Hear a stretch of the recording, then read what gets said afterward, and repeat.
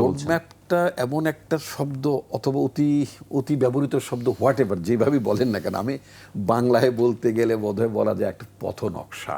জি, যেমন আমি আপনার স্টুডিওতে আসব, আমার একটা প্রস্তুতি লাগবে, কখন পৌঁছবো তার একটা প্রস্তুতি লাগবে ইত্যাদি। দ্যাট ইজ ইনফ্যাক্ট আপনি একটা নির্বাচন করবেন, নির্বাচনটা কবে হবে, নির্বাচনটা আপনি মানে কিভাবে করবেন, এগুলোর একটা ধারণা তো পেতে হবে। আপনি যদি শুধুমাত্র বলেন যে হ্যাঁ it will be held between December to next June, well we got an impression যে মানে অ্যাকর্ডিং টু আপনার মানে চিফ অ্যাডভাইজার স্টেটমেন্ট, সেটা হচ্ছে যে আমরা অনেকে ধরে নিতে পারেন যে যাই হোক নির্বাচনটা অ্যাটলিস্ট 26 জুনে বাইরে যাবে না, মানে ওনার প্রতিশ্রুতি অনুযায়ী। কিন্তু নির্বাচনী এনভায়রনমেন্ট যেটা বলে, আমরা মানে একবার 96 সালে আমরা একটা নির্বাচন করেছি, আপনার অনুষ্ঠানে আসার আগে আলাপ করছিলাম। এই সময়টা একেবারে নির্বাচনের জন্য একেবারে উপযুক্ত সময় না, জুন মাসটি, মে জুন, প্রচণ্ড গরম আবহাওয়া, একেবারেই কন্ডিউসিভ না আবহাওয়া, একেবারেই বৈরী থাকে, কালবৈশাখী থাকে ইত্যাদি ইত্যাদি। মানে ভোটার টার্ন আউট অনেক কমে যাবে, বয়স্ক মানুষদের পক্ষে রোদের মধ্যে লাইনে দাঁড়িয়ে থাকা সম্ভব হবে না। হ্যাঁ, অনেক অনেক প্রতিকূলতা আছে। আবার মানে আপনার কী বলে রোজার ব্যাপারও আছে, এগুলো ব্যাপার স্যাপার, এগুলো চিন্তা করতে হবে। আমি যদি সেনাপ্রধান, আমাদের সেনাবাহিনীর প্রধান জেনারেল ওয়াকারুজ্জামানের একটা মানে তার একটা এক্সপেকটেশনের কথা যদি তুলে ধরি, তিনি বলেছেন যে একটা ভালো নির্বাচন হওয়ার জন্য 18 মাস যথেষ্ট। 18 মাস পরে হতে হবে তা বলেনি, বলছেন 18 মাস মানে 18 মান্থস ইজ এনাফ, 18 মাসের মধ্যে করা যায়।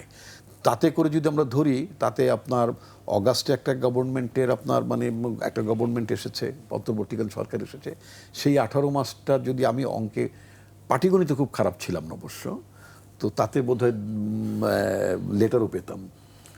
তো আপনার ওই কি বলে এটাকে, এই এখন কি লেটার আছে নাকি, এখন পরীক্ষার মধ্যে নাই, জিপিএ গ্রেডিং না, এই জন্য বললাম যে তখন এখনকার ছেলেমেয়েরা বুঝবে না এইটা। 80% হ্যাঁ, তো আপনার ফেব্রুয়ারি মাসেই 18 মাস হয়ে যায়। জি, তাই না? Good enough. আপনি কি সংস্কার করছেন? কোনো কিছু সংস্কার তো যেটা বিএনপি, এবি পার্টি, জামাত, কমিউনিস্ট পার্টি, আদার্স তাদের সাথে না বসেও করা যায়, কারণ এগুলো করা যাবে না কথা কেউই বলবে না। এখন যে এপ্রিল মাস, এটা আপনিও বলবেন, আমিও বলবো, ধর্ম মত বর্ণ নির্বিশেষে সকল রাজনৈতিক দল এপ্রিল মাসকে এপ্রিল মাসই বলবেন। কেন করছেন না? কিছু সংস্কার তো করা যেতে পারতো, সেগুলো আনছেন না কেন? সেগুলো আনেননি। আমি যদি বিচার অঙ্গন নিয়ে কথা বলি, যেটা মানে খুবই সম্ভব ছিল, অনেক লেখালেখি মানে করতেন আপনার কি বলে, বা আমি মানে আই এম টকিং অ্যাবাউট আপনার ল অ্যাফেয়ার্স অ্যাডভাইজার আসিফ নজরুলের কথা, তিনি যে মন্ত্রণালয়ের দায়িত্বে প্রাপ্ত, এই জায়গায় কি করলেন? তিনি ম্যাসাকার করে ফেলছেন, কতগুলো বিচারক নিয়োগ করলেন। আপনার অনুষ্ঠানের মধ্য দিয়ে আমি জানাতে চাই, এর আগেও 2-1 বার বলেছি, আবার এটাকে রিটারেট করতে চাই, এদের অনেককেই বোধহয় আমরা যদি গভর্নমেন্ট আছে অনেকে কনফার্ম করতে পারবো না, because they don't have that qualification to become a জাজ। হাইকোর্টের বিচারক হওয়ার জন্য কি শুধুই মাত্র আপনার হাইকোর্টে এনরোল্ড হয়েছেন, 10 বছরের এক্সপিরিয়েন্স আছেন? কি এক্সপিরিয়েন্স আছেন? এনরোল্ড হয়েছেন, আপনি প্র্যাকটিস করেন নাই, কোনো কোম্পানির কর্পোরেট অ্যাফেয়ার্স দেখেছেন, অথবা বিদেশে বসেছিলেন, আপনার কোনো মামলা, কতগুলো মামলায় জিতেছেন, বুঝলাম মামলা জিতেন নাই, সব মামলায় জিতবেন তা না, আপনি হারতেও পারেন, সেটা ভিন্ন কথা। আপনার কয়টা মামলার রায় আপনার ডিএলআই রিপোর্টেড হয়েছে, অর্থাৎ উদাহরণ হিসেবে সাইটেড হয়েছে? নাই। তা আপনি কোন ক্যাটেগরিতে আপনি বিচারক নিয়োগ দিলেন? এটা করার জন্য কি জামাত, বিএনপি, এবি পার্টি অন্যদেরকে ডাকার প্রয়োজন ছিল? ভালোকে তো সবাই ভালো বলে, করেন নাই, না করে আপনি একগাদা বিচারক নিয়োগ করে দিলেন। দুর্নীতি, ও মাই গড, একটু আগে আমার কাছে একটা আসলো, আমার কাছে একটা মেসেজ আসলো, একটা প্রাইভেট ব্যাংক, ওই যে খুলনার তালুকদার খালেক বলে এক লোক ছিল, নটোরিয়াস, জি, হ্যাঁ, মেয়র ছিল, এর একটা ব্যাংক বানিয়েছিল, নাম ছিল সাউথ বাংলা এগ্রিকালচারাল ব্যাংক। এটাকে লুটে পুটে শেষ করেছে।